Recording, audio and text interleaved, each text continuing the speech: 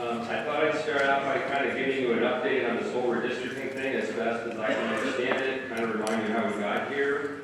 And then after we get a little bit of that background, I'd be open to hear what any of you think about the idea. If you have any further questions about the process or what might play out, I'd be pleased to answer those. And then if it seems like we've gotten through people's questions or thoughts about redistricting, I also want to take an opportunity to just see what you thought about other issues, because quite honestly, there are so many issues that need to be addressed that aren't getting addressed. I don't even know where to begin. So I'd be really interested to hear from you what you think ought to be the top priorities in the regular upcoming session, which will begin in January. We'll organize on November 18th, which is normally just kind of a pro forma mix of speech days. But, you know, the special session could last as long as 30 days. I doubt that it will, but it's going to be kind of strange organizing right after you have a special session. But the point is, in January, we'll have our normal short session, and hopefully there'll be an opportunity to address some of these issues that need to be addressed. And so I'd love to get some feedback from you all as to what you think kind of the priority list ought to be. And I'm pleased with the turnout. So when we get to the Q&A part, we're going to have somebody moving around with a microphone, so make sure everyone can hear. And we'll start out down here on this floor, and then I promise you we'll get up to the balcony with the microphone, so those of you up there have questions or comments, you'll be able to be heard as well. So we'll try to manage all that just as informally as we can. So I just want to introduce some staff that are here. So Eric is my legislative assistant, so if you call my State House office, often Eric will answer the phone. We have Lizzie Wood. Lizzie, right there, Elizabeth Wood, works in our press operation. And then I think Anna Groover is maybe out at the desk. I don't see her, and she's our communications director for the Democratic Caucus. And so they're helping me out tonight with this town hall. You know, it's interesting because this whole redistricting saga started last August, and it's been playing out ever since. So it started out when I got a call saying, hey, there's a rumor that the vice president is coming to Indiana to ask the governor to call a special session to redistrict.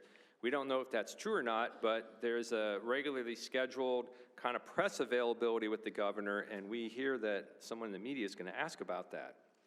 And so I said, okay, we need to be prepared for instant response on that. So I drove up to the State House, and I basically stood by. The governor likes to come out into the open area, and the media kind of gathers around. And so once it was confirmed that, in fact, that was being pitched by the White House, that's when I kind of jumped in with the media to give the countervailing thoughts that that's not the best idea ever, to put it mildly. So we had that, and then there was yet another trip of Vice President Vance to Indiana to make the pitch. Republicans were invited out to the White House for meetings out there, which they claimed was actually scheduled prior to all the redistricting stuff coming up, but I think they got the pitch out there as well. During that time, my understanding is that the leader of the Speaker of the House and the President Pro Tem of the Senate both had a private meeting with President Trump in the Oval Office on this issue of redistricting. And then most recently, my understanding is that President Trump had a conference call with the members of the Senate Republican caucus. And I think that's where the holdouts are. Now, I have to admit, I have not yet run into a Republican who I just would bump into and casually ask him about this that is really excited about this idea. I don't think they really want to do it. I think they know it's wrong, and I think they would prefer not to do it. But they also know that if they don't toe the line, they could end up with a primary opponent, and they could end up with that primary opponent being heavily funded basically by the White House. So, threats have been made. There's been some suggestion that if Indiana doesn't go along, we'll start losing our federal funding for various discretionary things that would come in. And, with this administration, that's really not an idle threat. We've seen a lot of revenge action there with the White House. So that's all been kind of swirling in the background. So last week, I was heartened to hear that the press person for President Pro Tem Bray basically put out the word that we don't have the votes in the Senate. And I really interpreted that as a subtle way of saying to the president and to the people out in DC, it's like, we're just not going to do it. It's like not in the cards. And so I was kind of enlightened by that, but at the same time, I knew that President Trump would not give up easily. And there would probably be what I called one last kind of spasm of outrage and demand to try to make it happen. So I have to admit that I was surprised when over the weekend I started hearing these press reports that they had confirmed that this special session was going to be announced today, and indeed it was. So the question is, what exactly is going on in the background? And the answer is, who knows? But I'll try to give you some ideas of what I think is going on just by my observations of how the place operates and burn up a lot of money with all the staff that comes with the session. You wouldn't want to do that and have nothing to show for it. So one thought is like, okay, they've gotten the votes, and so they're ready to roll. I think that actually what's happening in this case is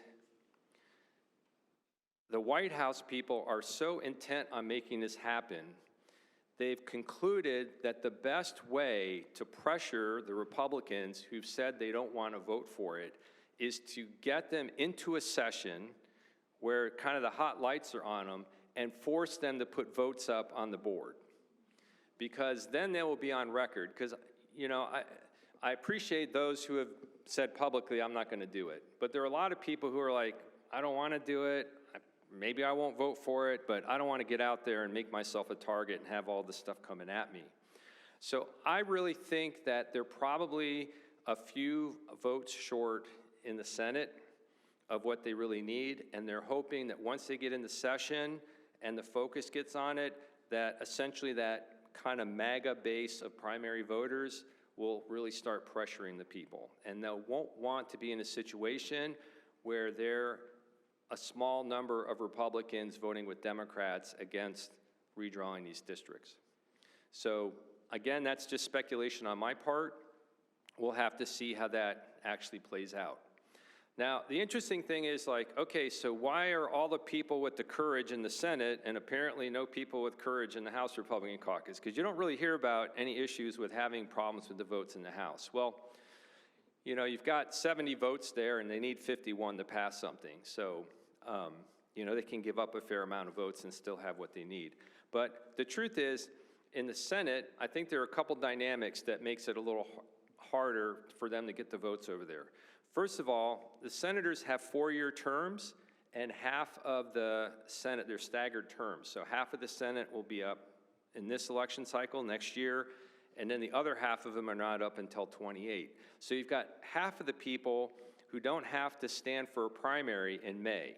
So that gives them an opportunity to calculate that, well, even if I say no and make a lot of people mad now, by the time we get to my election in 2.5 years, people are going to forget and move on to the next thing. So that allows people to be a little bit more courageous because they don't have to face any of their primary voters in 2006. They got another 2 years to wait. And then the other thing I've been told is that there are a fair number of senators who have decided not to run for office again.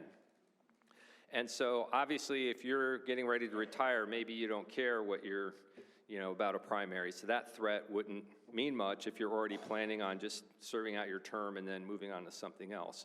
So I think those two dynamics are what's making it harder for them to get the votes lined up in the Senate. So that, I think, is the background on that. Now, how is it going to play out? And there's like a dozen different scenarios. It's like a chess match. There's all kinds of different ways they could do it. I suspect if they had their druthers, they would want to do it as quickly as possible, kind of get in and get out. Now, under the Constitution, it says that a bill must be read on 3 separate days. So you have first reading where they just hand the bill down, they sign it to a committee, it gets a number, that's like the first reading. Then the committee has to vote it out of committee. It comes to the floor for amendment by any member, can offer an amendment on the bill. That's second reading. And then you have the third reading day on the third day, which is final passage. right? And so that's the normal way you can do it. But the Constitution says if 2/3 of the members choose to suspend their 3 separate reading days, they can do the bill all in one day. And that has happened before on other occasions. But you need to have that 2/3. So they have supermajorities, the Republicans. So if they all hung together, they conceivably could suspend the rules in the House and Senate, go directly to debate on final passage, which might last a couple hours, and then they could have the vote. And so they could literally come in, if they can all hang together, and suspend the rules in the morning, vote on the bill in the afternoon, and be home by dinner, and it would be all done. And that forecloses any opportunity for amendments, for committee consideration, committee amendments. You know, it really truncates the system. Now, the thought was that you would never have one party with 2/3 control of the legislature, so that would have to be a bipartisan bill that everyone agreed needed to be passed in a hurry. So that was kind of the idea of the 2/3 threshold, that you wouldn't have a partisan bill be able to get 2/3. So that's one scenario. But if you have, you know, in the House, if you have more than 3 members say, you know, I don't like the idea of either the bill in the first place or, you know, truncating the process, and they decide, they say, I'm not going to vote for suspending the 3 separate reading day rule, then they're kind of stuck, and they have to, you know, go through the normal process. So that's another thing to see is, will the members that don't think it's a good idea actually go along with the suspending of the rules? And we just don't know that. I can tell you from my experience is that you'll often hear rumors that the Republicans are fighting amongst themselves and there's a really difficulty deciding what they want to do on a bill or something. But it always seems like when they come out of caucus, everybody's locked down and the decisions have been made and everybody goes along lockstep. And you don't ever have anybody really object from their side. So I just don't know whether this is something where, you know, they'll all kind of get locked down at the end and it'll be a very fast thing and it'll be over on Monday before you know what happened, or whether there'll be enough to say we shouldn't do it this way. It also could be that the leadership could decide that even though we like pulling the Band-Aid off in a hurry and getting in and getting out and taking our lumps for 3 days before people move on to the next issue, there might be, you know, leadership might say maybe that's just not the best look to do something of this magnitude in such a short way. Because if you think back to the normal redistricting, which occurred after the last census in 2021, the Republicans had a hearing in every congressional district going into the session, and you know, made a big deal of taking public input. They invited people to use facilities made available to draw their own maps. So they said, hey, you know, recommend what you think we should do. I mean, they created this illusion of transparency and openness and interest in what people had to say when they kind of already knew what they were going to do. So I don't know if they'll feel the need to do that again. It'll be a little bit difficult to say, okay, you're welcome to testify about how we can have all Republican districts and let us know which all Republican district map you would like the best. I think the public might think that's a little bit narrow. So I don't know if they'll actually do that. I think that's maybe a little bit unlikely.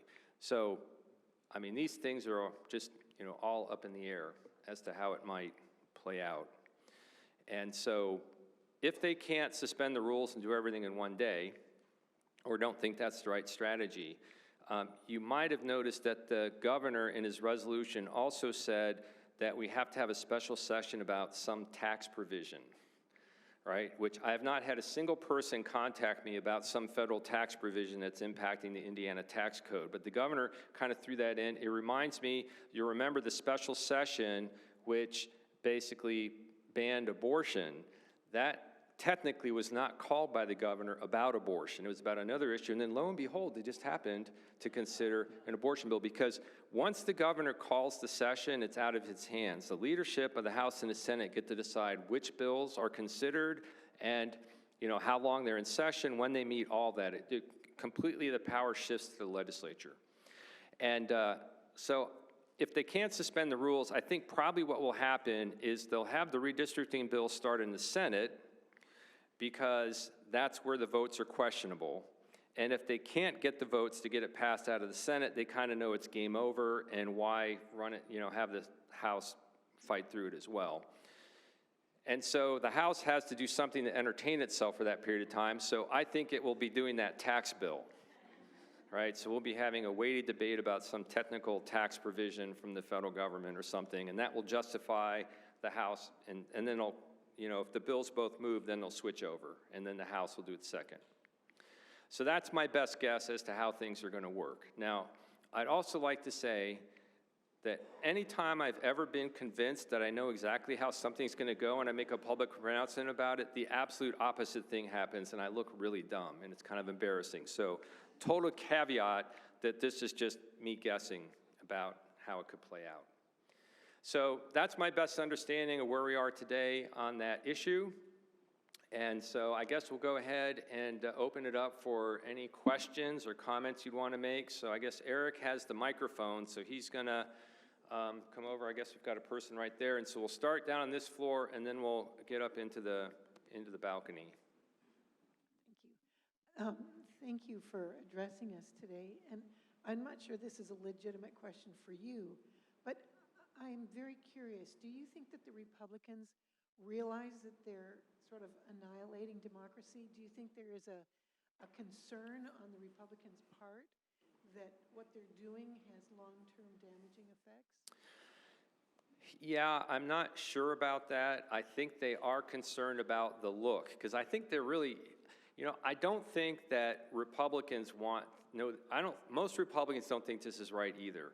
I mean, you have the most extreme Republicans, the MAGA crowd, the extreme partisans, the people who think that the world will come to an end if Democrats ever have power in the state or back in DC again. And so I think they're concerned about more moderate people who vote in Republican primaries kind of thinking that this is a problem. Now, at the end of the day, it seems like the most extreme, most activist base of the Republican Party is kind of who ends up calling the shots in the primary. But I think that's the main thing. I think it's a combination of just recognizing it's not right, and then also it's a little bit difficult for them because they basically gerrymandered in 2021, right? They drew all the maps to their maximum advantage, and then they said these maps are awesome and they're fair and they're wonderful and these are the best maps ever drawn in the history of man. So how do you, after that, come back and say, oh, we're not even to the next census yet and we have to make changes, right? So then you have to admit that, we have to make changes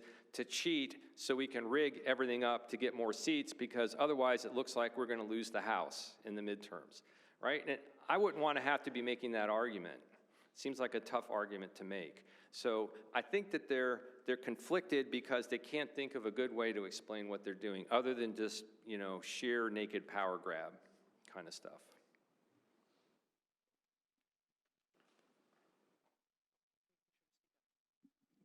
Okay. Can you hear me? A little closer to your mouth might work. I think it's close. Hi. Yeah. I thank you for coming. This is really important. Okay.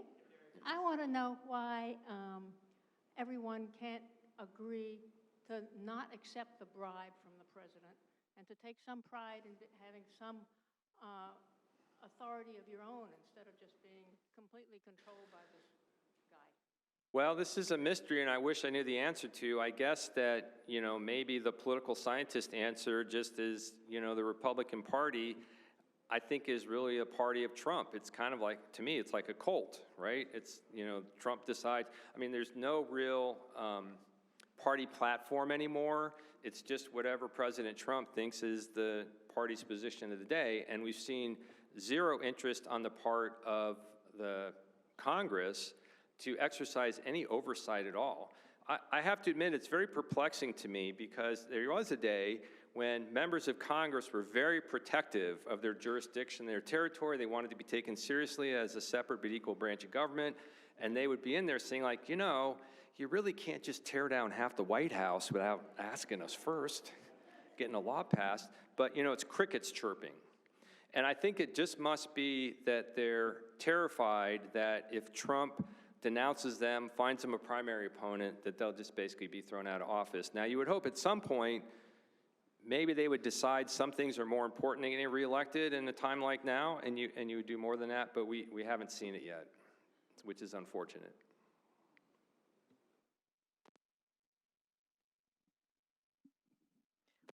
As a farm girl, have you heard any pushback on soybean tariffs? Even though I know this is at the federal level, are any of the local Republicans feeling any pressure on this at all? Yeah, I don't know if Republicans on the state level are getting the pressure on that or whether that's mainly directed out to Congress, but you know, I know that Farm Bureau is just concerned about the viability of these family farms, and when you lose an entire market like that, you know, that's, you know, taking a hit. And then I saw the newscast where I guess beef prices are getting higher, and so President Trump said he's going to import a bunch of beef from Argentina, which has the U.S., you know, cattlemen very upset that it's going to undermine, you know, their own businesses. And so I don't know if there'll be enough pushback on that kind of thing. But I haven't, I mean, it's possible, but I haven't heard about that yet. Does the Indiana State Constitution give any guidance for redistricting? If it does, it's not very clear. So there's a provision that talks about the legislative seats, so the state house and the state senate, being redistricted in the year after the decennial census. And I remember, you might recall that back in 1995, the Republicans got back control of the House from the Democrats after the '94 election, and they announced they were going to redraw the maps. They were basically going to draw them into their favor. And a retired Supreme Court justice said that's unconstitutional, from my understanding of the Constitution, because of that provision. The thing is, that provision specifically talks about the legislative seats. So it's unclear whether that would apply to Congress as well. Now, there are other provisions in the Constitution that talk about fair elections and things like that. And so I think that there's theories that can be developed with some of the language in the Constitution that could be used to bring a lawsuit. And I expect that, you know, the lawyers who are experts in this area will be looking and see what they can do. On the federal level, it's challenging because you might recall that the U.S. Supreme Court made a ruling several years ago where they said that political gerrymandering, basically drawing the districts to give yourself a political advantage, was a political question not to be properly considered by the courts. So when they declare something a political question, they tell all the courts, stay out. So they basically say, we have no jurisdiction over political gerrymandering because that's a political food fight that the court should not be involved in. So you can't go to the federal courts and say these guys just drew this map to give themselves a partisan advantage. Now, we do have the U.S. Voting Rights Act hanging by a thread right now. As you might know, that, you know, in the Voting Rights Act, they said that you can't draw districts in a way that undermines majority and minority districts. So if you do things that end up diluting the opportunity for minority voters to choose a minority candidate, that would be a violation. And most of the litigation these days is about districts with significant minority populations and that Voting Rights Act. But as you might know, there was just an oral argument before the U.S. Supreme Court about whether or not the Voting Rights Act provision is constitutional.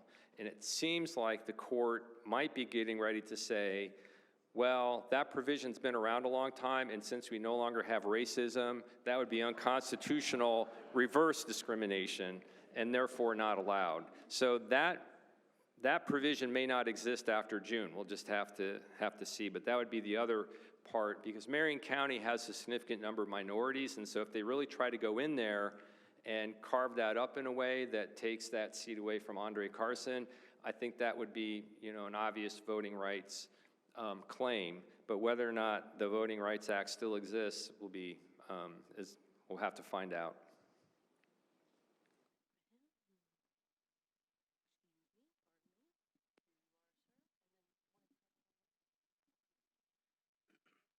I just had two thoughts on the issue.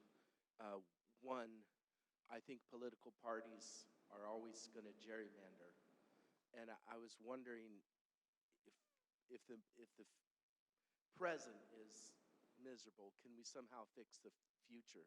And I had two ideas. Could we pass a state constitutional amendment saying we only redistrict every 10 years? And then also, could we have go to a system where you almost have I want to say a computer formula that takes the map of the Indiana, knows how many seats we need, knows where people live, but literally doesn't know anybody's political affiliation, race, anything, and have a formula generate a map, heck, have a formula generate 50 maps, and then randomly choose one of those 50. Couldn't we, through proper cleverness, couldn't we sort of reduce gerrymandering to a very small impact instead of what we've got now? Right, that's a very important question, because this is the root of the whole problem. And it really doesn't matter whether Democrats have total control of a state or Republicans. They are going to take maximum advantage of that map drawing opportunity to maximize their advantage, right? So I'm going to be very bipartisan in that, right? There's just no doubt about that. So I've always advocated for and offered amendment after amendment to move Indiana to a nonpartisan system in which the maps are drawn without any reference to political data, right, and voting patterns and things like that. Now, your idea is interesting because you would basically have technology kind of randomly do the job for you, which would certainly take the human element out, and it would remove the possibility of manipulation, you know, to have the maps be in your favor or not. So that's something I hadn't really thought of before. But so there are two ways a nonpartisan system could come about in Indiana. One is actually, all the roads lead through the legislature. So this is the problem, because we don't have citizen initiatives in Indiana. We don't have the ability to force questions onto the ballot. So in fact, there's a section of the Constitution which seems to indicate that the General Assembly has to draw the maps. At least that's the way it's kind of been interpreted. So if you want to get a nonpartisan commission or some kind of external group to do it, you probably would have to amend the Constitution. And that would take the legislature in two separately elected General Assemblies, so they have to do it twice, to recommend the change to the Constitution, and then at that point it would go to the voters, right? So it's a long process to get through to make that happen, and you have to convince legislators to get them in the majority to give up their advantage, to give up their power, which is in human nature a difficult thing to do, right? So one of the things that I've offered to get around this issue of having to amend the Constitution in order to make possible some kind of commission or external process is I've been offering an amendment that mimics the system that's used in Iowa, and oddly enough has been in place in Iowa since the early 70s.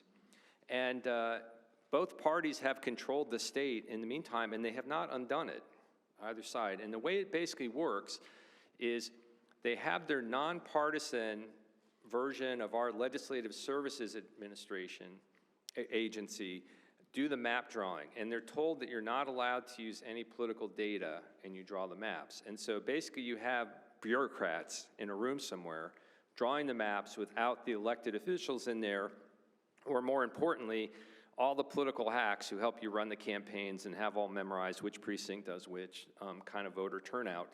And so they have a system where the bureaucrats draw the map, then it comes before the General Assembly for a vote, and they can reject the map and kind of send it back with some instructions. I think it's like, well, we don't like this thing over here. Now, they're not allowed to say, we don't like the fact it doesn't give us enough seats, right? You can't do the political stuff, but you could say like, well, we think this community of interest is not properly represented, or this thing should be this way over here. They can kind of send back suggestions. And then the bureaucrats create like a second map, which then gets voted on, I think, a second time. And what I've been told is that they never reject the second map because the third map is some wild card that they don't know whatever's going to happen. And they're just stuck with it. There's like the third part of the system's like, all right, the third one is going to be the charm, right? So you get a system where basically the bureaucrats draw the map, the elected officials provide some feedback, the bureaucrats take that into consideration in a non-political way, and then they provide a second map, and usually that's the one approved. And that would be an improvement over what's been happening here, where you have the political operatives right in the room and all the technology trying to maximize seats for them. So that is probably what I'm hoping will maybe be the bright spot out of this thing. If they actually go through and they do this, I think it really tears the mask off what's been going on with redistricting. I mean, it really brings it front and center. I mean, there's really absolutely no doubt about what it is, and they'll have established a precedent that you can redraw the maps every year if you want to. You could go back and tweak them up again. And so I think that might get the public focused in enough where they demand a nonpartisan system. And so that's what, you know, I'll be working on in the future, is how can you take this kind of bad situation and turn it into a possibility of where a movement begins that can't be ignored. And, you know, people are asked in elections, are you going to be for fair map drawing or not? And maybe we get a bunch of single issue voters out there that will cause the people running for office to have to, you know, give the nonpartisan answer on that issue, because we have to get through the legislature. All roads lead through the legislature. There's no other way around it. So you either have to change the makeup of the legislature or have enough public pressure that those people who are there now decide that they just have to do something. And so, you know, that's one hope, that maybe we can get something done that way. Hi, Matt.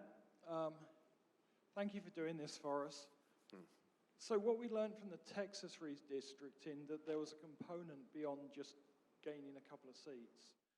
And I think it was 28 of their districts turned out to be gerrymandered to become 80% white. And there was a clear effort to disenfranchise black and brown voices. The proposed maps that I've seen do the same thing with Gary and Indianapolis. Can you comment on that beyond just the Voting Rights Act? Yeah, I don't, there's been some maps circulating as if they were like the official maps being proposed by the Republicans, and I don't think they are. I think they're things like bloggers or people came up with and said, hey, this is how you could do it. I'm not aware of any map that I've seen that is a map from the Republican side saying, if we chose to go ahead, this is how we would do it. Because I think it's an open question that they're actually going to try to eliminate both seats. I think that they feel that it's not too difficult to take the first district, that's Congressman Mervan up around Gary and in that area. I think they feel it's not too difficult to monkey with those boundaries and end up making that a Republican seat. I think that they feel they can do that fairly easily. But there are ripple or domino effects because you have to have equal population in each district. So if you change the populations up there, you have to readjust every other district to kind of match up with an equal population. If they decide that we also want to redraw the Indianapolis district in a way that it becomes Republican, now they've got this major job. They have to disperse all these Democrats from Marion County. They have to dilute them down somehow. So they'd have to, I guess they'd have to have fingers come in or something, and they would go out to these rural area districts. And you're absolutely right. In that case, they're now significantly impacting minority districts. And you know, that is another component of this, is the people who are getting disenfranchised most out of this process are minority voters. The people who have the least power to begin with and have been disenfranchised for a long period of time. And so it's very unfortunate. So the question is, which, by the way, I think that maybe what happened in Texas is they kind of looked at the Supreme Court and they said, oh, that Voting Rights Act thing is going to be out of here soon, so let's just go for it, right? Because in the past, they would have said, well, you can't go in there and, you know, dilute all the voting power of these minorities in these districts and not expect to end up getting sued and have a court somewhere tell you that you violated the Voting Rights Act. But I think they must be feeling confident that the Supreme Court's going to get rid of that Voting Rights Act provision, and then they're back to, you know, it's a partisan thing, which, by the way, have you noticed these odd clips on the news where there'll be some guy from Texas or some state saying like, I just want to screw the Democrats and get all the Republicans in here. This is all about Republicans. We just want more Republican seats. The weirdest thing to have somebody bragging about how unfair they want to be. And it looks really weird, but what that's all about is they're building a legal record. So if somebody takes him into court and says, they violated the Voting Rights Act by deliberately undermining the minority vote in these districts, their response is going to be, no, I didn't. I was just a partisan, wanting to give myself a bigger partisan advantage, and that's non-justiciable, as the lawyers say. It's a political question, and you have no jurisdiction. So away I go, I'm free. And so that's why you've seen on the news these really odd things where the legislators are bragging about how partisan they are and how everything they're doing is just to give their party an advantage. That's because they want to build this record that they can show the court and say, see, it had nothing to do with minorities. It was all about just my partisan desires. And by the way, court, you said you can't say anything about that. So that's kind of where we are in that part of it. I just want to thank you for being here and working so hard. I know you and Senator Yoder really work hard. Thank you. I'd like to know what we can do or I can do, like tomorrow, to oppose this. Yeah, I think that... Do we call every Republican in the General Assembly? Well, you could do that, but I think that the most effective thing we have to figure out how to do is we have to be networking with like-minded people in those Republican districts, because they're going to respond most to their own constituents, right? They're going to, people in Martinsville or wherever are going to say, like, well, I don't represent people in Bloomington, so I don't particularly care a lot what they have to say. But if they start hearing from their own constituents, and particularly if they're hearing from Republican constituents, because, you know, they know how to figure out when people call, they kind of look up their voting records and stuff, and they figure out who's talking to me. And so I think the thing that can bolster the people who don't want to do it, and maybe cause the people leaning that way to think twice, is if they start getting calls from people that say things like, you know, I'm a precinct committee person for the Republican Party out here. I love Donald Trump, but you know what? This isn't right. Right? And you really shouldn't do it, because in Indiana, we're about fair play.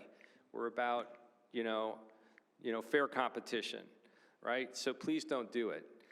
That, I think, would have the force of 100 people from Bloomington saying, we hate Donald Trump and we like democracy, and why are you undermining democracy? Please don't do this crazy thing, right? I think that they're less susceptible to that second message. So I think that what we can do is just, you know, friends, family, extended family, friends of friends, however we can figure out a way to get people in these other districts where people are wavering or they've said they don't want to do it publicly, so they can get bolstered and say, like, we really appreciate that position. If they can be hearing from their own constituents, I think that's what will have the greatest effect. So that's the really hard work of grassroots organizing. That's having to build the network, you know, network with people out there, and we have people in this room who have been working on that for a long time now, and so we got to try to put that to work in this particular situation. And I also think that, you know, sometimes having just a humongous crowd show up at the State House can cause people to think twice. You know, if they look out as far as the eye can see, there are people out there and they say, like, man, I haven't seen anything like that since, like, the right to work debate about labor rights, you know, back in 1990, whatever, early 2000. So I think that can have a little bit of a psychological impact. But the key thing is people hearing from their own constituents. Thank you for being here. I kind of just want to voice how terrified I am. We are in the midst of a dictatorship. It's already happening. And what are we going to do to stop it? That's my question. It's here already. And this is just the coup, the nail. I mean, they're putting the nail in the coffin. And what are we going to do to stop it? Well, that's a tough question, but I think the number one thing is we have to not be afraid. We have to not allow fear to silence us. And so we've got to speak out.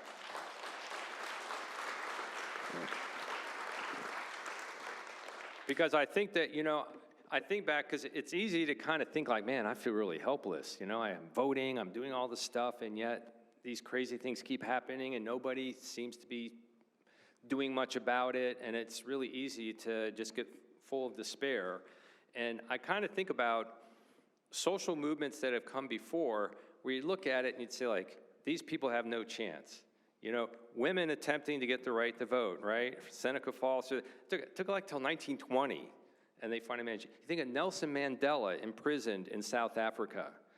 and without firing a shot, being able to change that government. Martin Luther King, in all the nonviolent protests in the South to end that system, and withstanding the violence, and really having zero political power, but just by the sheer moral force of their arguments and not being cowed, not being afraid, despite the fact that people are beating them with clubs when they go out.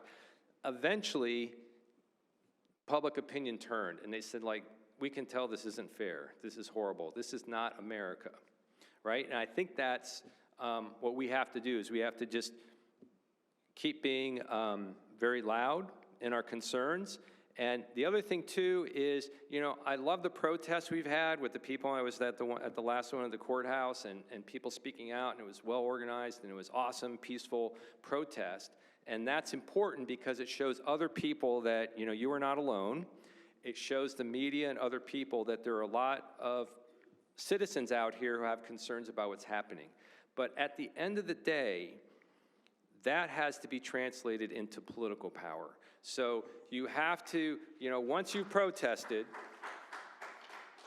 and you've done that, you have to then say, what am I going to do to elect people, to put people in power who respect democracy, who will fight authoritarianism, and will get us back on the right track. And honestly, in Indiana, our biggest problem is half our people are not voting. So it's not even really like we have to convince people that support Donald Trump to suddenly go a different way.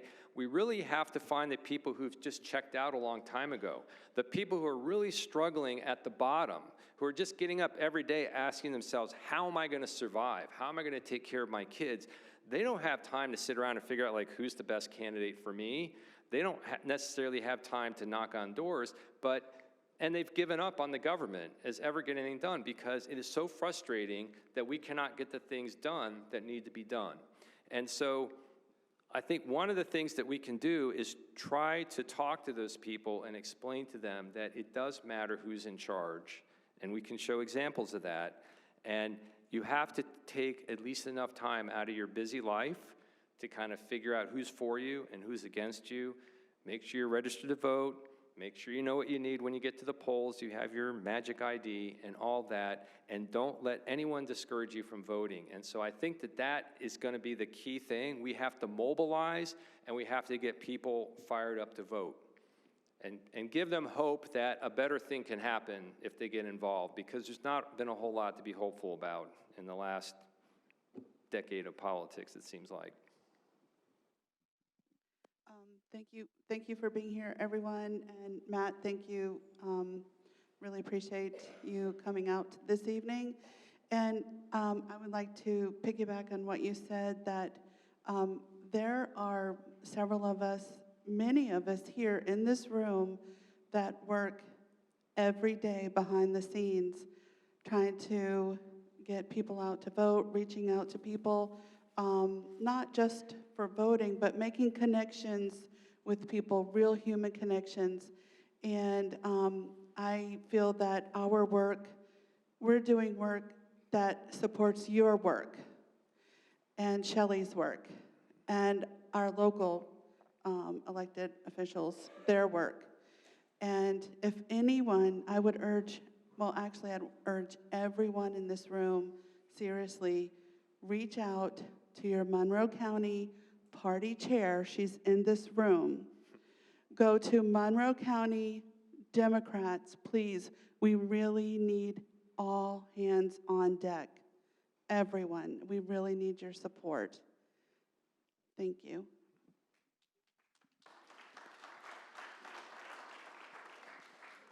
Okay, looks like we have another question. I want to make sure we get up to the balcony. We don't forget the balcony as we get going. By the way, we've got the room until 8 o'clock, and it's 7:19, so hopefully we'll get everybody in. Yeah.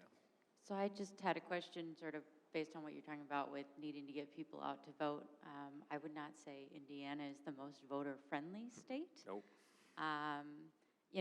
Even here in Bloomington, we can't seem to get vote centers to happen.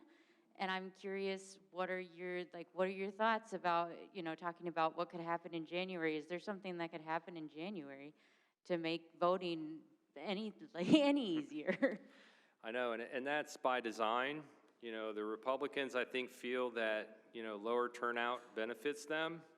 And so they are deliberately making it hard to vote, right? And, you know, the House Democratic Caucus, and I'm sure that Senator Yoder, Shelley over in the Senate, has been fighting the same battle, has been trying to get rid of these ridiculous rules that just make it harder to vote. And it just keeps getting worse, and so you spend your time playing a lot of defense. And, you know, so for example, the latest thing they did is they didn't like the fact there were students were voting, because they think students are all a bunch of Democrats, right? So, you know, they wrote a law probably 20 years ago, which said that you have to have a government-issued photo ID with certain information on it in order to vote. You had to show that when you went to the polls. You had to vote. Well, it turned out that student IDs on most campuses fit the statute's requirements, had a photo on it, had an expiration date, you know, had what was needed. And so students were using their student ID when they would vote in person. And they decided they didn't like that, and so they had a piece of legislation that basically said student IDs could not be used for an ID. And the author of the bill, when he brought that down, you can do something where you can ask the author if they will yield for some questions. And they can say no, but it's considered bad form to say no. So usually they say yes. They get a kind of a bad look if they say no. And so that's my opportunity to kind of cross-examine them about what they're doing. And it's very frustrating because you can walk through step by step and say, okay, what policy are you trying to advance here? It's like, oh, well, students are just treated differently because they get to use their student IDs, and we have to treat everyone the same. And I'll say, well, you allow veterans to use their veteran ID cards, so you're treating them differently. So, and by the way, there's really no different treatment here because they just meet the definition under the statute. There's nothing in here that says, hey, students can use their own ID. It just says, if you have an ID with the following like 5 things, you can use it. And I just relentlessly went after this guy, question after question, where he couldn't answer a single question. You know, he really had no good answers for it. And yet, despite that, you know, they went ahead and voted it through. But I think it's important, every chance we can get, to really push back on some of that stuff. And I'll just tell you one story where I kind of lost it on the House floor. Happens every now and again. But, so we have all these rules, and I've made it my business to really learn these rules well. And so they have this thing called the germaneness rule, which says that if you offer a second reading amendment on the House floor, it has to be sufficiently related to the subject matter of the underlying bill. And we joke around and say that germaneness is in the eye of the beholder, because it seems like the Republicans always find all the Democratic amendments aren't germane, particularly ones they really rather not vote on. And we had, it was an election provision. I think it had to do with making absentee voting easier, some vote-by-mail stuff. And it got ruled as non-germane to a bill entitled Various Elections Matters. And it literally had like, I don't know, like 30 or 40 provisions in it. And so you can appeal the ruling of the chair. 2 people can say, hey, I disagree with the speaker's ruling. We would like to have the body overturn that ruling. And I got so frustrated and angry about it. I said, okay, look up, they put the title of the bill on these like boards, these LED things. I said, look up there at that title, Various Election Matters. Now let's look at what's in this bill. And I probably spent 15 minutes going through like all 30 provisions in the bills. And I said, you know, this is clearly germane, and I can't believe the speaker did it. And the fact that he ruled this way, I said, this is an abuse of power, and we will not stand for this abuse of power. And I really laid into the guy, right? Now, as we always do, we lost the appeal vote, right? We didn't really get anybody off their team. But an interesting thing happened.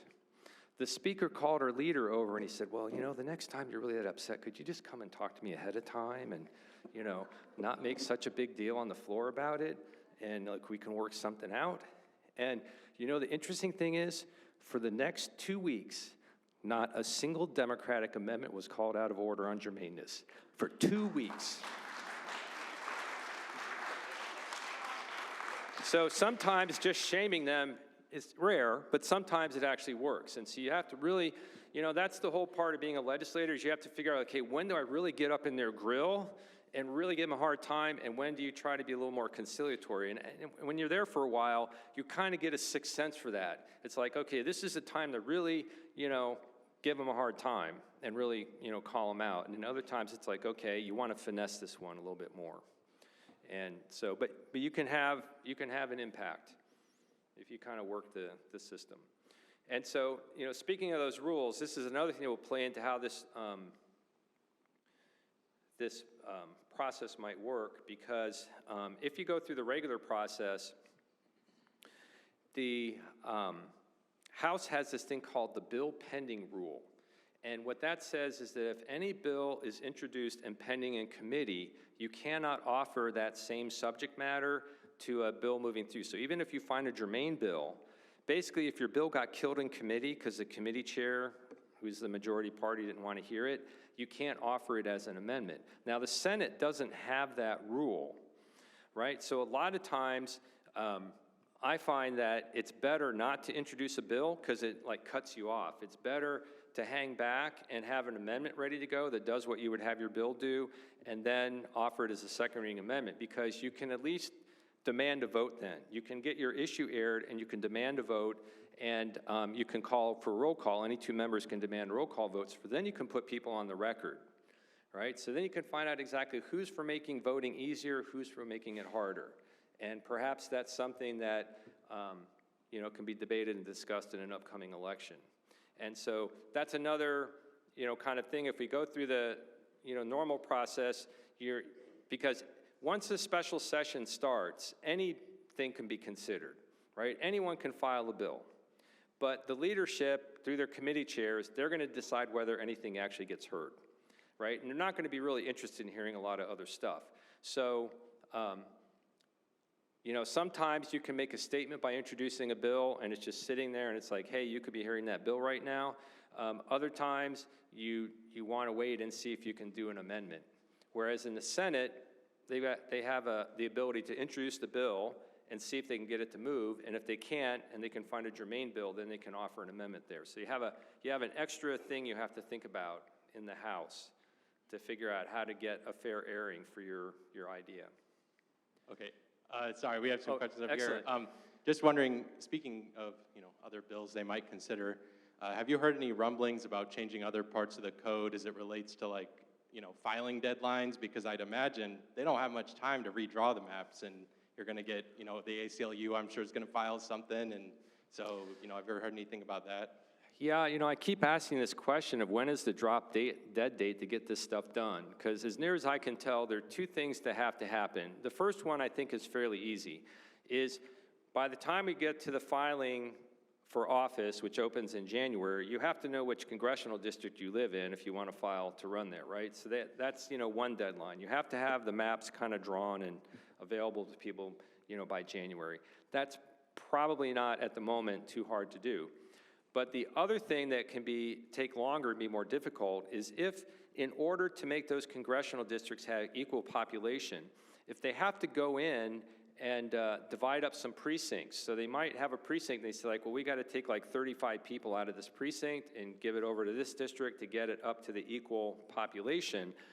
That then means that the counties have to essentially officially adopt new precincts that match with the boundaries of the various districts that got redrawn. And then that has to get sent up to Indianapolis, where I guess the election division kind of reviews it to see if it meets the legal requirements, and then approve it. And so I think that kind of back and forth on precincts could take a longer period of time, but it's not clear to me how long it would take, particularly if they made an effort to expedite it. But I think that's probably the thing that's causing them to decide that they've really got to get this thing done in November if they're going to get all of that redone, because they have to know which precinct you're in to give you the right ballot and that kind of stuff, and they have to know which races should go on which ballot. So that's probably the hardest part to get figured out. But I haven't been able to get any clear answer on when that would have to start moving to get done in time. Okay. Who else in the balcony? Yeah. My question is if there's any stomach for changing how primary elections are done, because I've met people from all political parties, in the last election who are really distraught about having to choose. Because the state level, you needed to choose a Republican primary ballot to have a voice there, or Democrat locally. Is there any stomach for changing that? Not that I have detected. So I think that's one of two things is, I think the Republicans kind of feel like we're having lots of electoral success, so why would you want to really change the system much when you feel like you're doing so well under it? And then I think there's another part, which is just human nature. So elected officials understand the current primary system. They kind of feel they know how it works. And so to make change, I think would get out of their comfort zone a little bit. Now, that doesn't mean that it shouldn't be something that, no, because I know that I got an email from James and Tommy Allison, and they were talking about ranked choice voting, which is, maybe another way to open up the electoral process a little bit more. I know former Senator Stoops, a former colleague here from Monroe County, he introduced legislation on that a number of times and just wasn't able to get a hearing for it, wasn't able to get traction on it. But, there are definitely, even if you don't mess with the maps, there are ways you can open up the electoral process, dealing with ranked choice voting and maybe on the primary issues. Because I know in California, they have I haven't studied it carefully, but they've got an interesting system where you can have people in the general who are like from the same party. So you're always going to have like a competitive general election. So even if you have no one running on one side of the ballot, I guess they take the top 2 people or something and they advance to the general. I'm getting a little over my skis here because I haven't studied that California system, but there are definitely ways that you can open up the electoral process, but you have to get the people in power to have some interest in doing that. And oftentimes they're like, we're really comfortable with the system now. It's working for us great. And so we're a little bit nervous about new systems. I have a question. A big concern of mine, besides the redistricting, is what's going on at IU and the trustees and lack of communication. Saw the movie Freedom's Under Assault and all that involves. So I have a big concern about that, if you can speak to that. Yeah, this is really troubling. So for those of you who don't know, at the last minute, so we have when the budget passes, you basically have the House passes a budget, then the Senate usually rewrites the thing, and you have to have a conference committee of both House and Senate members. There are a total of 4 members, 2 from each, basically 1 from each caucus. And they have to get together and figure out how to reconcile the 2 differences. So one bill can be sent to the governor. And then whatever that conference committee comes up with, if they agree, the 4 people sign it, and it comes to the House and the Senate for basically ratification before it goes down to the governor.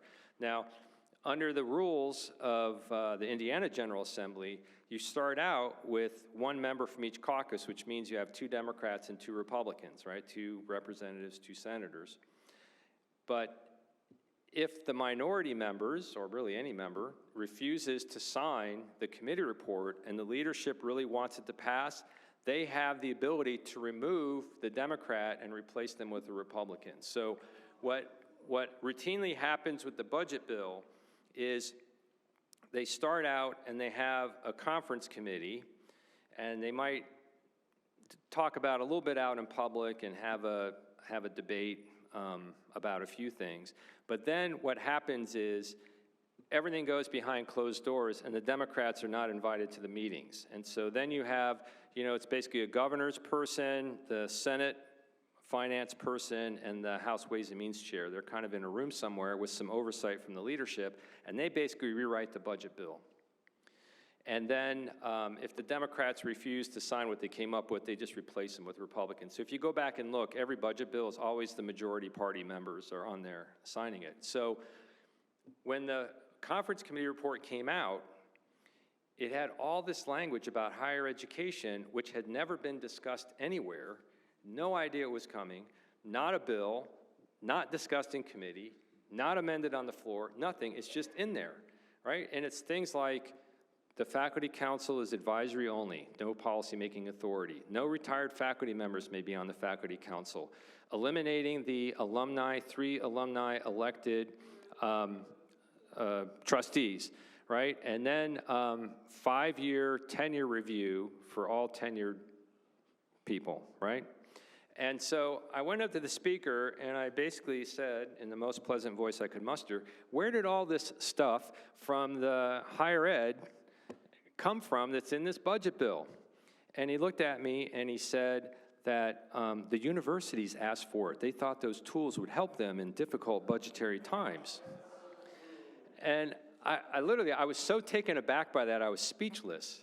And it took me a minute to recover, and I said, well, which universities requested this stuff? And he just looked at me again, he said, the universities, right? So it was clear I wasn't gonna get any more information out of that. So I'm kind of desperately thinking, like, how could we possibly get this stuff out? Because you got like a 24-hour clock ticking before this thing gets voted on. How can I develop enough pushback within the General Assembly to get them to take it out of there? And so I called a lobbyist who's very tight with the business community and has some interest in IU. And I said, hey, can you see about whether you can get like some corporate people to push back on this? Because after all, you know, this is our research engine, this is our economic development engine, and if you make it where no one wants to come here, right, the top-notch researchers don't want to come to this thing with, you know, these crazy provisions, that's going to be a problem. And so the lobbyist went off and started working on that. And then at some point, texted me back, and the lobbyist said, they tell me this is being done for Pam without her fingerprints on it. Pam being President Pam Whitten of IU. Now, of course, I don't have independent, you know, verification of that, but, you know, this is supposedly coming from the inside. And so this is the biggest problem we have right now is, you know, IU has suffered attacks from the outside before, right? Whether it's the Kinsey Institute in the 50s, the whole McCarthyism, Red Scare stuff. I mean, we've had these external attacks before, but this is the first time we've had external attacks with complicit people on the inside of the university at the same time. And that's what's really deadly, is no one in the administration or the Board of Trustees is standing up for the faculty and for the independence of the university. And so this is another dangerous system. But, you know, obviously, President Trump is attacking universities. You know, the Republicans are kind of mimicking it on the state level, and they really don't want faculty members to have any power. They want them to just be like cogs in the machine, which is a big deviation from, you know, shared governance and the idea that the experts should be having a lot to say about what are the requirements to earn degrees, since they're the ones who kind of know about it. So the good news is I've got a meeting coming up. I think there's going to be an effort to see if we can get the alumni elected trustees restored, and I think that's a possibility. And so, which would be huge, because you'd have some people then on the inside that might stick up and ask hard questions and demand for transparency and, you know, have the trustees actually operate like a public body.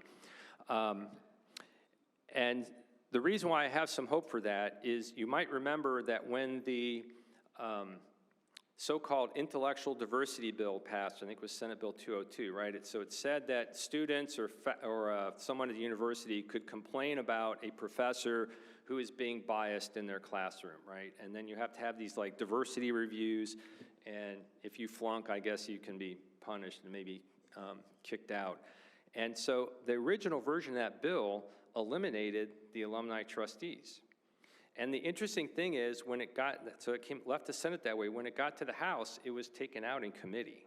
They basically left the alumni trustee alone. And I think it's because there was time for alumni, many who are in fairly influential positions throughout the state, to call up and say, you know, I really like voting for alumni trustees. I have an interest in IU. So I think that's another reason why they shoved that in at the end of the session with no debate and 24 hours to fight back on it, because they knew they would probably get a lot of blowback if they did a normal bill on that. So my hope is that we'll be able to find some Republicans to join the cause and have a bill that would restore those elected alumni trustees, and see if, at least in the House, we could get that moving. If you get a provision passed out of one House or another, then it's much easier for you to also maybe get that put into a conference committee. So conference committee time is like a big shell game where you have all these provisions, you know, moving around, and you know, things can pop up and come out and all that kind of stuff. But, you know, you would be able to fight at the end to see if you could maybe get it plugged in somewhere. So that's going to take a big grand coalition, but I'm expecting to see something on that in this upcoming session. I'm hopeful maybe if we can get alumni from around the state, you know, particularly Republican alumni who are in positions of, you know, I'm saying position of authority, but that's not the right word I'm thinking of. But, you know, kind of the pillars of the community kind of people, you know, the Rotary Club president and people like that. I think they could persuade the Republicans on that. Okay, let's see, I'm getting what time is it? Okay, it's 7:40, so we got 20 minutes to go. Yeah, hi. Thank you again very much for this.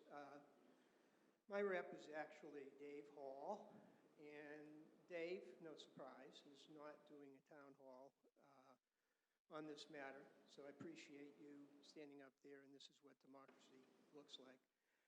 This question was asked and answered before, and it's about what are the most effective things that we as private citizens can do over the next 6 days. And I heard you before, and you mentioned networking with Republicans in the, yeah, okay. Yeah, they're having a little trouble hearing you down here because you got to speak directly into the mic. Let me go again. I'll make it quick, and I'll get my face in the mic this time.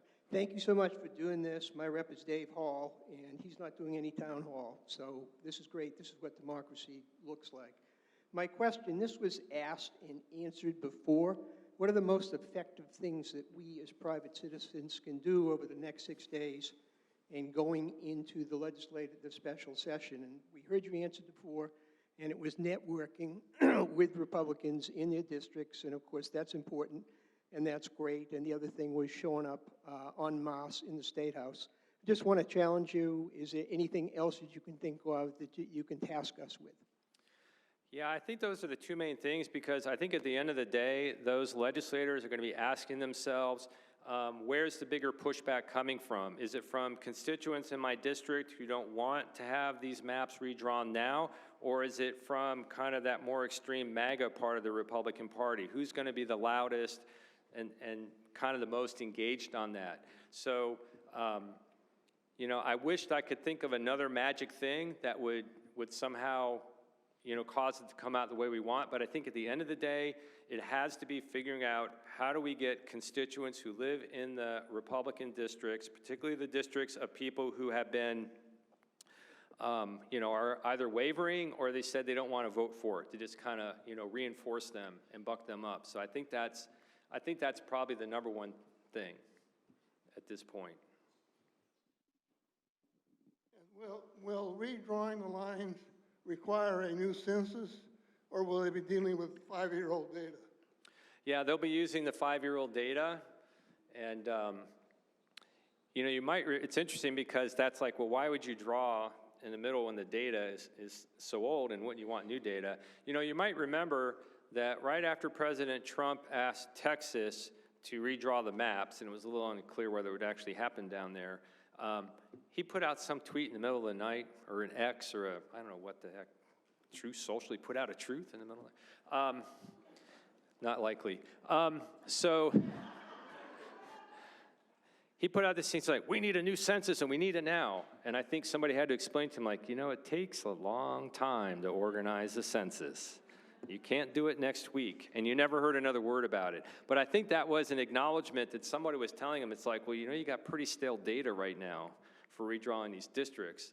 And so, yeah, that's another problem, because populations have shifted around, but you have no official data on which you could account for those shifts if you thought you needed to do a full-blown, you know, redistricting.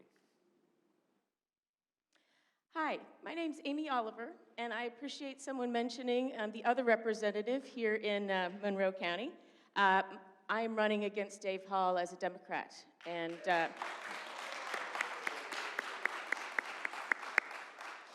I want to let you know that I will hold town halls and I will listen. I have had the same experiences with our representative in District 62, and I think it's really important, and I really commend Matt for being here, because these are tough questions on the spot, but we all deserve the opportunity to talk about them and to ask those questions of our representative.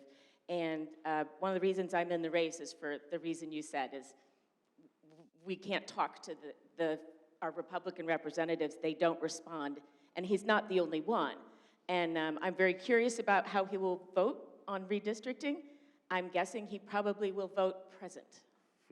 You can hold me to that. But thank you. The big thing you can do is obviously get more Democrats elected so that we can flip the supermajority. And if you don't know, that District 62 is the most competitive district in the state, and we can flip it. So we need to work to do that. Thank you. Yeah. I call District 62 the accidental competitive district because when they got here, they ran out of Republicans, and they're like, oh my God, what do we do now? And so they think it's 50.08 Republicans, so they gave themselves a 0.08% advantage.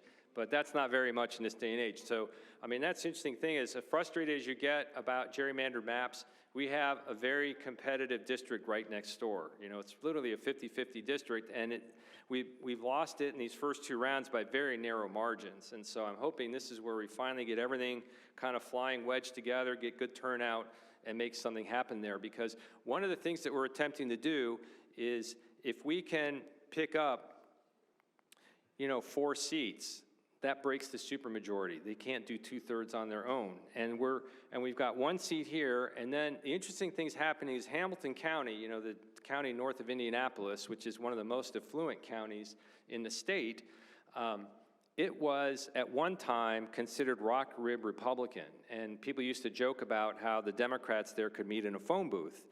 And the New York Times did a story about, not a very good story from the Democratic perspective, about a lot of shifting toward the Republican Party, particularly in rural areas. But one of the few places in the country where it's actually shifting toward the Democrats is in Hamilton County.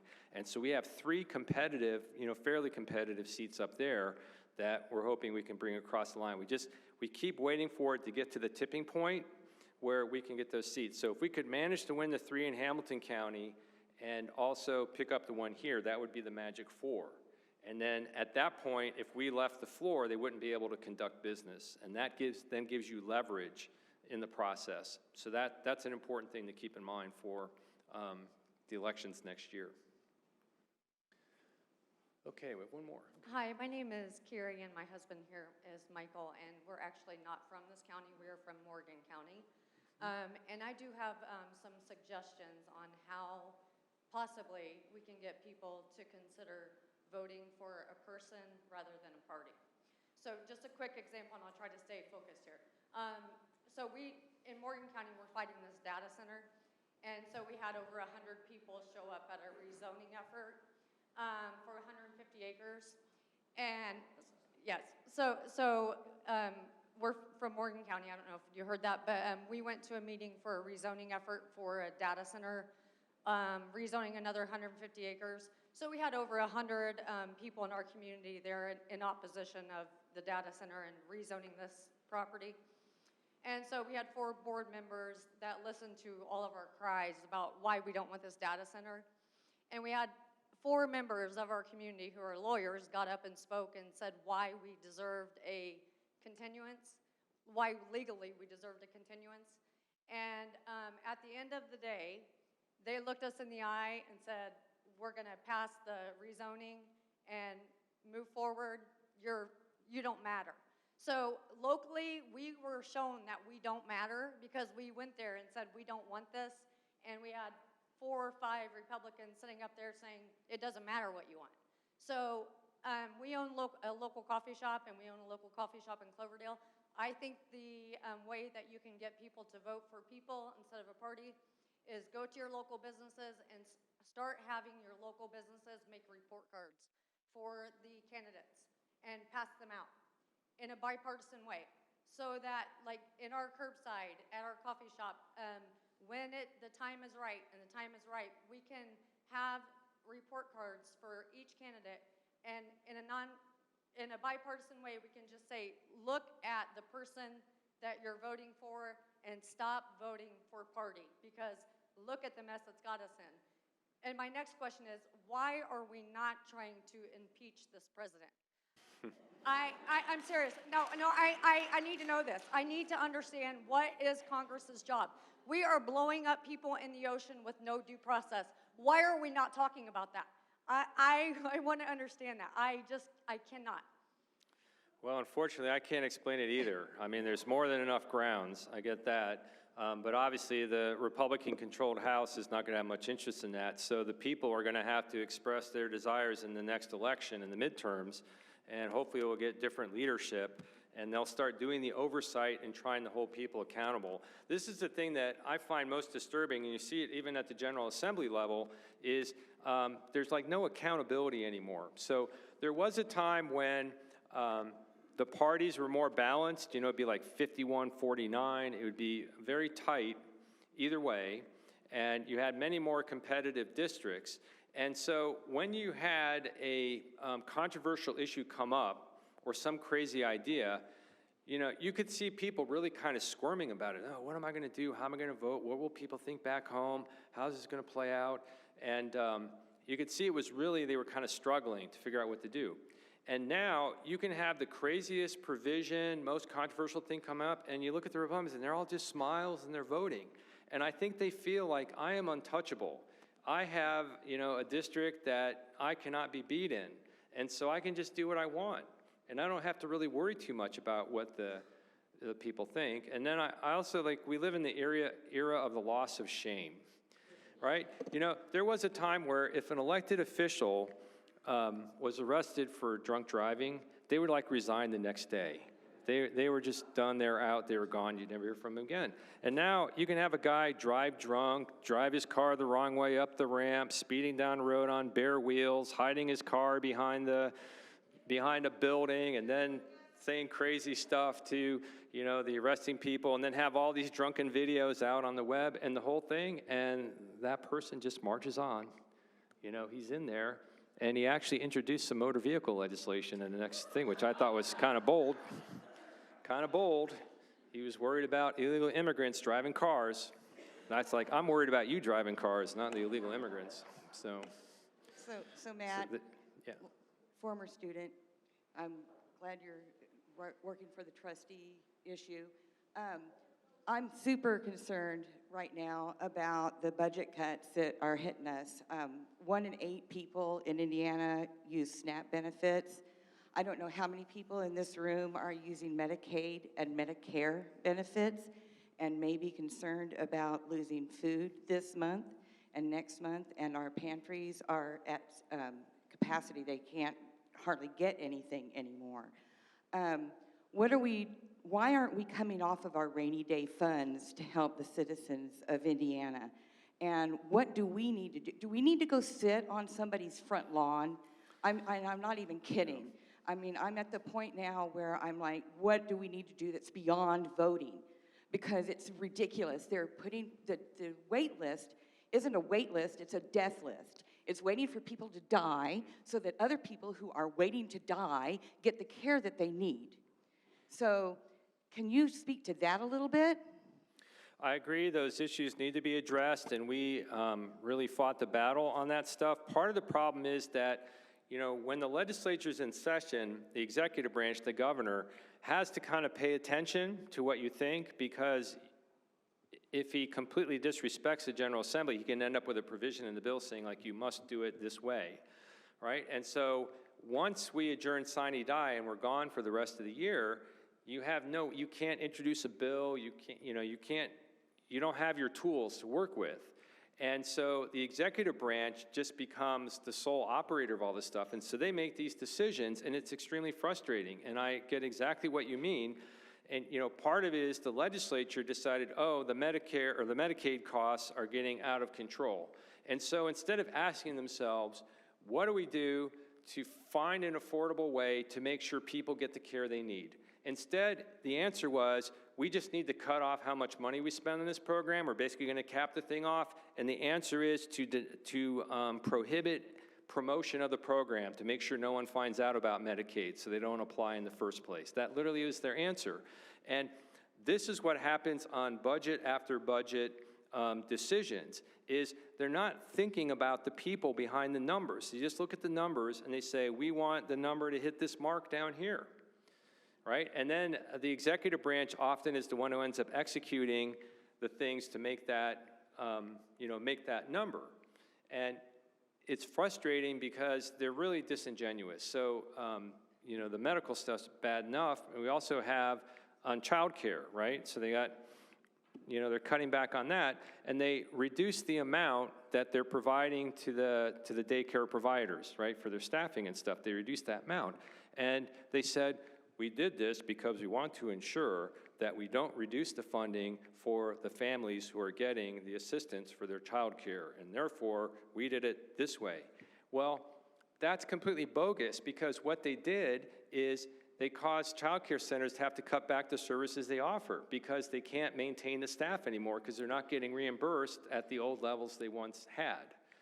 And so the difficulty of this whole situation is the current state of the media makes it very difficult to communicate to people what actually is going on so they can understand who needs to be held accountable, right? So there was a time, quaint time, when if you had a front page story on the Herald Times, everyone in the community read it, they talked about it at the office, and you knew as an elected official, if you got something there, people would be aware of what's going on, and they would get it. And of course, now we know this hedge fund paper we have now is a shadow of its former self, and a lot of people don't even read newspapers anymore, right? They're mainly on social media, and so you got to figure out, you know, how do you get people's attention, and then how do you explain to them who's actually causing the problem?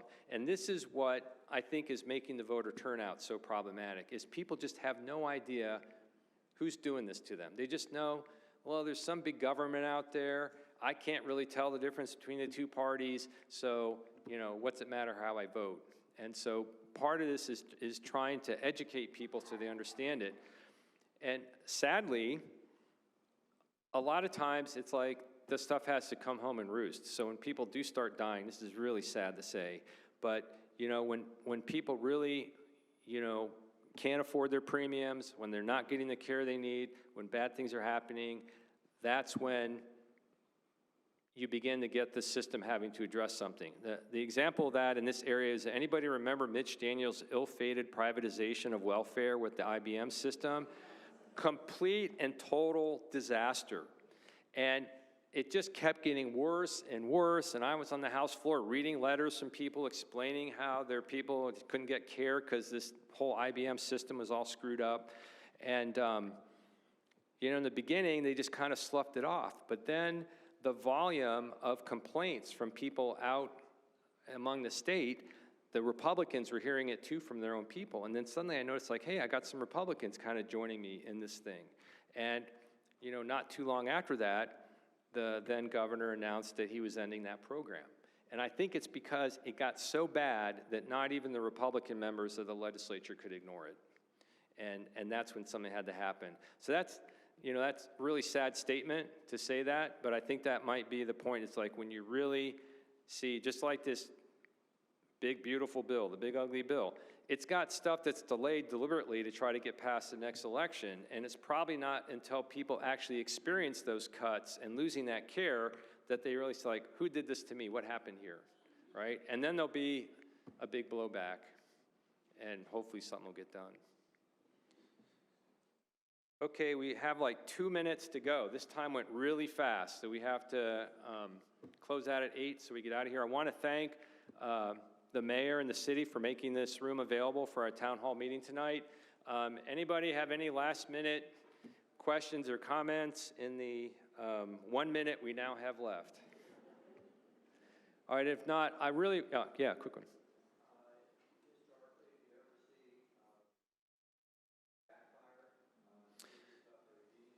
Right, has redistricting ever backfired? And I think that's maybe another reason why they're not too keen on doing it. I think if they try to eliminate the Democratic seat in Marion County, I think it could very well backfire on them. And I think that in 1980 it backfired because the Republicans rented a mainframe computer to redraw the districts, and I don't think they programmed it right, because by the time we got to 1990, I think that like 8 out of the then 10 members of Congress were Democrats.